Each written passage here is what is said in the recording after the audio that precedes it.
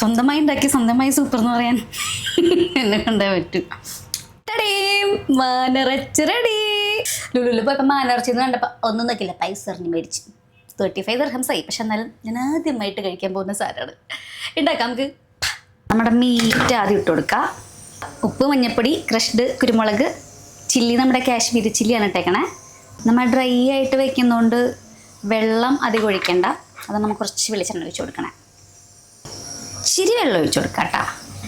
നല്ലപോലെ ഇളക്കി മിക്സാക്കി ഇങ്ങനൊരു പരുവാക്കിയിട്ട് അടച്ച് വെച്ചിട്ട് വിസിലേൽപ്പിക്കാം.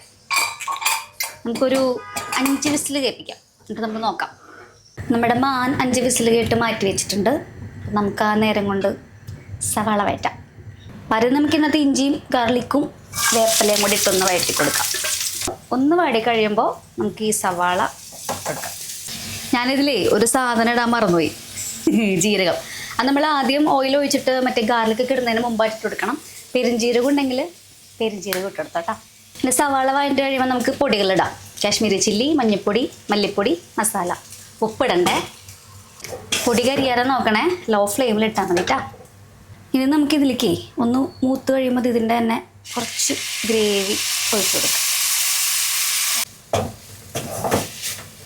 ഇത് സെറ്റായി കഴിയുമ്പോൾ നമുക്ക് നമ്മളുടെ മാനാട് കൊടുക്കാം. ഇതൊക്കെ വടിച്ചിട്ട് കൊടുത്തു കേട്ടോ.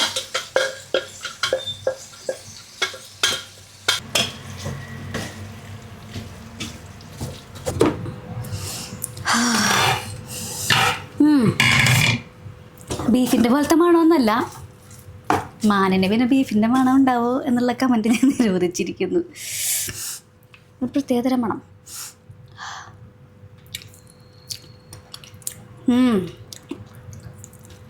ഇതിൽ ഗാർണിഷ് ചെയ്യാൻ കുറച്ചും കൂടെ മല്ലിച്ചപ്പ് സംഭവങ്ങളൊക്കെ ഇടണമെന്നുണ്ടെങ്കിൽ സെറ്റായിരിക്കും. തേങ്ങാക്കൊത്തൊക്കെ ഇടണമെങ്കിൽ സെറ്റായിരിക്കും. പക്ഷെ ഇതൊന്നും എൻ്റെ കയ്യിൽ ഇല്ലാത്ത കാരണം ഞാൻ ഇടാതിരുന്നതാണ്. നിങ്ങൾക്ക് വേണമെങ്കിൽ ഇട്ടോട്ടാ.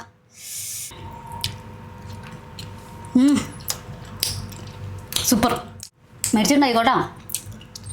സൂപ്പറാ.